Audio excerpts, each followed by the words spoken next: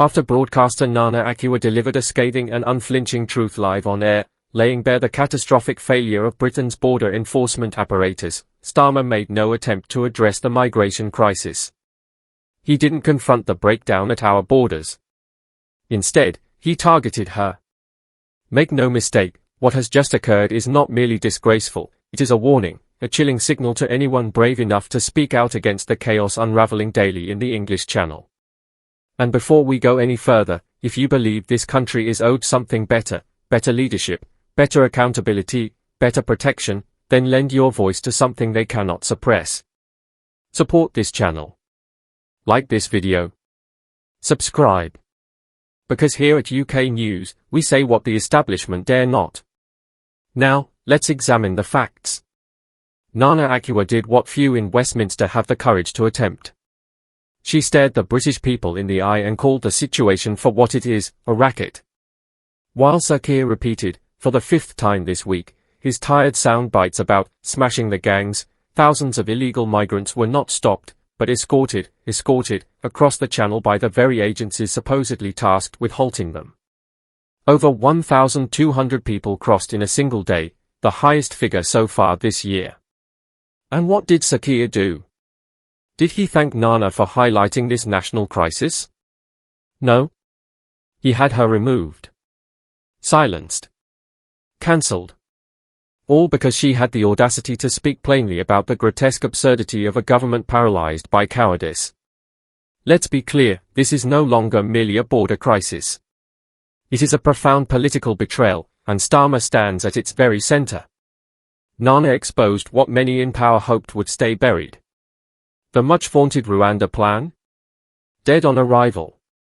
From the beginning, it was little more than a publicity stunt. People smugglers saw straight through it. Migrants saw through it. Everyone knew the chances of being deported were statistically negligible, less than 1%. That isn't a deterrent. That's an open invitation. And still, Starmer clung to the same worn-out script, parroting empty phrases like a malfunctioning machine, smash the gangs. Smash the gangs. Smash your talking points, more like. Because the only thing that's been smashed is Britain's ability to police its borders.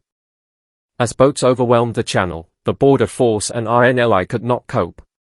They had to enlist the help of fishing boats, private yachts, even kayaks. France?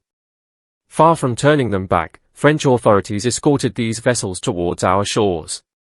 Let that sink in, France has effectively become the Uber of illegal immigration. Once you launch from Calais, you're on a one-way journey to Dover. And Keir Starmer's solution? Punish the messenger. When Nana exposed how French legal changes could have enabled pushbacks in shallow water, she was smeared. When she reported that some migrants resist arrest, that violence sometimes erupts when police intervene, she was told to keep quiet, because the truth, it seems, is too uncomfortable. But that's precisely what Sir Keir cannot tolerate, truth.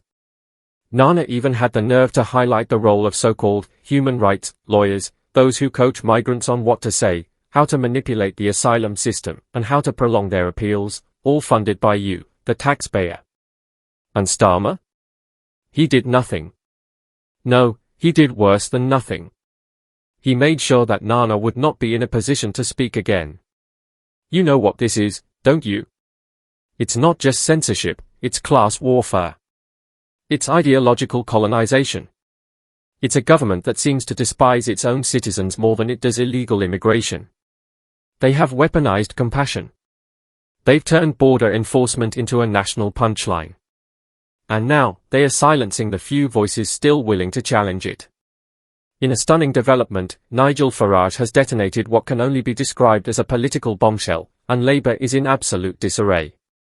Reports suggest that Sir Keir has called an emergency, behind-closed-doors meeting following Reform UK's explosive call to freeze the government's £6 billion defence splurge and redirect that cash to where the British people need it most, the crumbling NHS and the growing crisis of illegal migration. But before we delve into the chaos, if you're tired of watching this country fall apart while our political class hurls billions at foreign wars and vanity projects, do Britain a favour, tap the like button, subscribe to UK News Ledger, and help us continue exposing the madness every single day.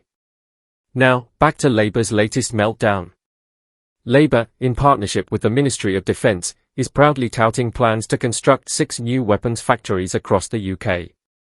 Yes, factories to mass-produce missiles, artillery shells and long-range military hardware, while cancer patients are having treatments cancelled and NHS waiting lists spiral into the millions. Defence Secretary John Healey told Sky News, "With great pride, we're stepping up our deterrence." Starmer chimed in, declaring that this £6 billion weapons package will reverse the hollowing out of Britain's armed forces. Hollowing out? What about the NHS? What about the millions of Britons unable to get a GP appointment or access basic care? And here's the real scandal: the same government that claims we can't afford to lift the 2-child benefit cap or house our homeless veterans somehow has billions sitting around for new weapons and upgraded barracks. Apparently, modern accommodation for soldiers is more pressing than fixing collapsing maternity wards or underfunded A&E departments. So what was Nigel Farage's response?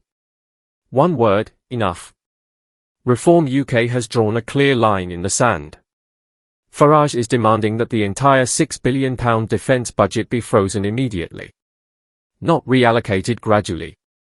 Not trimmed over a decade. Frozen now. Because, in his words, Britain's greatest threat isn't coming from Moscow, it's coming across the English Channel. Illegal migration is out of control. Over 50,000 people crossed the Channel last year alone. Meanwhile, billions are being spent housing, feeding, and accommodating these arrivals, while British families queue at food banks and hospitals buckle under pressure. Labour, predictably, went into full-blown panic. Starmer, rattled by Reform's sudden rise in the polls and terrified of appearing weak, has been scrambling behind the scenes. Sources close to Labour insiders claim Starmer is holding late-night emergency strategy sessions to stop Farage's momentum, especially now that Reform UK is overtaking Labour in key northern seats. But here's the reality: the public's no longer falling for the scaremongering. When Reform UK says, freeze the defence budget and fix the NHS, voters listen. When Farage says, stop throwing billions at foreign wars and start looking after the British people, he gets applause, not outrage. Let's talk numbers. According to military insiders, Britain manufactures fewer shells in a year than Russia expends in a single day. So this fantasy that we're somehow going to deter Putin with a £6 billion injection into the Ministry of Defence isn't just naive, it's laughable. Reform UK is calling it out for what it is, a cynical distraction. Meanwhile, Labour and the Conservatives are reading from the same tired script: we must be prepared for war. But what war, Keir? While crime soars, schools crumble, and patients die waiting for ambulances, what war is it you're preparing for? Even Starmer's own Defence Secretary admitted that the funding isn't arriving quickly enough to meet the military's needs. So why this sudden urgency? Why the rush to throw another £6 billion into a black hole? Simple. Because Labour is rattled. Farage has seized the narrative. He's reframed the debate, not around militarism or geopolitics, but around priorities. He's asked the questions that the establishment refuses to answer. If we have the money to build missile factories, why don't we have the money to build GP surgeries? If we can upgrade army barracks in a heartbeat, why are more and more families relying on food banks? The truth is, Farage is speaking to the growing majority who feel abandoned, who are tired of being told there's no money for them, only to watch billions vanish into defence budgets and foreign commitments. This is a political reckoning. Reform UK is forcing a national conversation that the mainstream parties want to bury. A conversation about putting Britain first. About fixing public services before funding foreign adventurism. About securing our borders before playing war games abroad. And it's working. Polls now show that more and more voters agree: freeze the defence budget, fund the NHS, and stop the boats. As Labour descends into crisis, meeting in secret, flailing in panic, one thing has become crystal clear. Reform UK has detonated a political bomb, and Keir Starmer has been caught in the blast. For more truth bombs they'd rather you didn't hear, subscribe to Alert View. Because this isn't just a fight for political power. It's a fight for the soul of Britain.